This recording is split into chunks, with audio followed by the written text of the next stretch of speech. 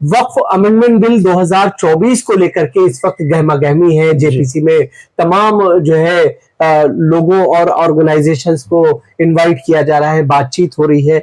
या आखिर वक्फ amendment bill को लेकर के सरकार की जो नीयत है उसे आप किस तरह से देख रहे हैं? देखिए, पहले हमको ये समझना होगा कि जो भारतीय जनता पार्टी है इसकी नीयत क्या है। ये एक शातराना चाल है जो वक्फ अमेंडमेंट बिल गवर्नमेंट ले आई है। ये एक सोची समझी बहुत बड़ी एक चाल है, राजनीति है, स्ट्रेटजी है। वो ये चाहते हैं कि मुसलमानों को कभी भी वक्त ना दिया जाए उनको सोचने समझने के लिए किसी भी मुद्दे पे। तो कोई ना कोई ऐसा मुद्दा देते रहें कि जिससे वो उलझे रहें, और वो ये चाह रहे हैं कि मुसलमान कौम जज्बाती होती है, कोई ऐसा मुद्दा दिया जाए कि जिसपे वो लोग बेलगाम हो जाएं और उन्हें मौका मिल जाए कि उनके जो नौजवान हैं उनको जेलों में भरा जाए, उनको मार पिटाई की जाए, उनके ऊपर मुकदमात लगाए जाए। और ये जो बिल है अमेंडमेंट बिल, इसकी कोई जरूरत नहीं है, क्योंकि वक्तन फोक्तन जब भी जो जरूरत हुई है तो जो हमारे आलिम है, जो हमारे जिम्मेदार हैं, उन्होंने उसको जरूरत के हिसाब से चेंज किया है, करते आए हैं। तो इसकी बिल्कुल हमें कोई जरूरत नहीं है। और वक्फ अमेंडमेंट बिल जो है वाकई में ये तो मुस्लिम्स की प्रॉपर्टी है। ये हमारे जो है अज़दा व इकराब जो भी हैं तो उन्होंने अपने प्रॉपर्टीज को वक्फ किया है, वो उसमें गवर्नमेंट की कोई दखल अंदाजी नहीं होनी चाहिए। कि जिस तरीके से वक्फ को लेकर के सवाल खड़े होते रहे आज तक कि वक्फ की प्रॉपर्टी को मुस्लिम कमेटी के लोग जो उसके इंचार्ज होते हैं वो खुद उसके साथ खुर्द-बुर्द करते हैं, ये कहीं ना कहीं इस चीज को लेकर के इस पर बातचीत होनी चाहिए। और देखिए, इसको हम दो तरीके से देख सकते हैं कि एक तो जैसे कुछ लोग तोहमत लगाते हैं कि जो जिम्मेदार हजरात है वो ही इसमें कुछ थोड़ा बहुत मैनिपुलेशन करते हैं। तो जो आप अगर हम हिंदू की बात करते हैं, हिंदू भाइयों की, तो जितने मठ हैं या और भी जितने बहुत बड़े बड़े मंदिर हैं जहाँ पे बहुत बड़े बड़े चढ़ावे चढ़ते हैं, जहाँ पे अरबों रुपए आते हैं और टन में सोने जाते हैं, तो वहां पे भी जाहिर सी बात है बहुत सारी चीजें हैं जो मैनिपुलेशन होती हैं। तो वहां पे कभी मुस्लिम ने ये नहीं कहा कि वहां पे ऐसा होता है तो उसमें किसी मुसलमान की भी रिप्रेजेंटेशन होना चाहिए। तो वो तो एक प्रोसेस है, उसको गवर्नमेंट को चाहिए ट्रांसपेरेंट बनाए। लेकिन यहाँ पे तो गवर्नमेंट चाह रही है कि अमेंडमेंट ऐसा वो करे जिससे कि जितनी जायदाद है, वो इंडिया में इतनी जायदाद है कि जितना वो डिफेंस और रेलवे के बाद तकरीबन सबसे ज्यादा जो जमीनें हैं वो वक्त के पास है, 9 लाख एकड़ से ज्यादा। 9 लाख एकड़ से ज्यादा। तो वो चाह रही है कि वो हम अपने अंडर में ले लें।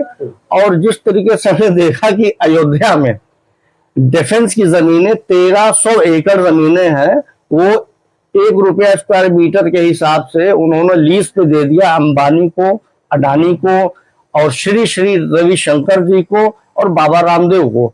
तो उसकी निगाह है कि इसी तरीके से ये जमीनें हैं वो अपने कंट्रोल में करके और अपने जो प्यारे दोस्त हैं अडानी जी, मोदी जी के, उनको कुछ हिस्सा उनको दे देंगे। और जब गवर्नमेंट की कोई ये सारी चीजें गवर्नमेंट के अंडर में आ जाएगी तो उसमें ना वक्फ बोर्ड कुछ दखल अंदाजी कर पाएगा, ना हमारा पर्सनल लॉ बोर्ड कुछ कर पाएगा।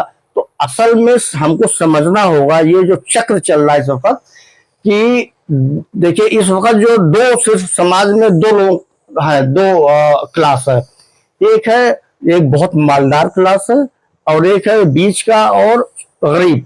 तो बीच का तो क्लास गायब हो गया, वो अब नीचे आ गया, गरीब गुर्बत में आ गया। तो ये सारी चीजें इस वक्त जो इकोनॉमी चल रही है उसको ऐसे चला रही है गवर्नमेंट कि ज्यादा से ज्यादा बड़ा फायदा जो है वो अंबानी अडानी को पहुंचे या उसके बाद और जो इनके 10-5 लोग हैं उन तक पहुंचे फायदा, और जो नीचे का सारा मलाई है वो सारी छट के वहीं ऊपर ही जा रही है। इसीलिए आप देख रहे हैं कि इस वक्त बेरोजगारी बहुत बढ़ रही है।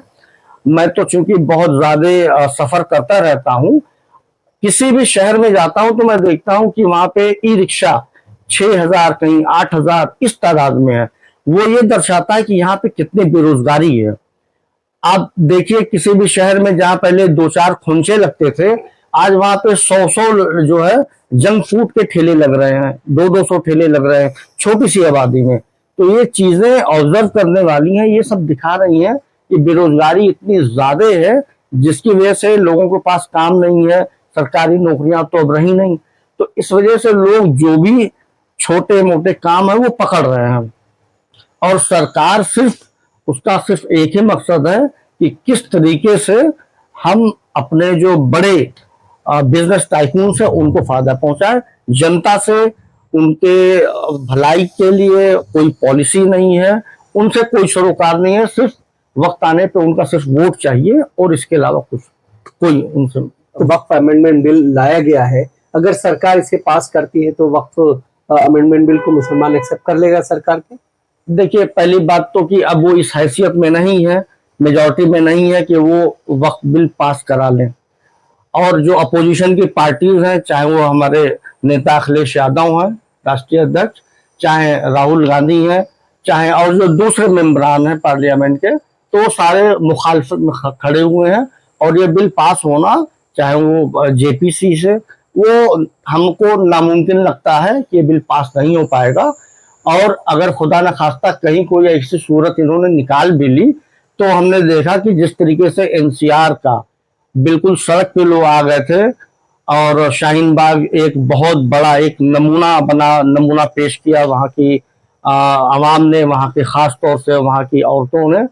तो उस तरीके से पूरे भारत में एक बहुत बड़ा जो है जन सैलाब उड़ेगा, और ये बिल जो है ना, इसको फाड़ के फेंकना ही पड़ेगा सरकार को, और घुटनों पे आ जाएगी सरकार। इसके अलावा उसके पास कोई चारा नहीं बचेगा।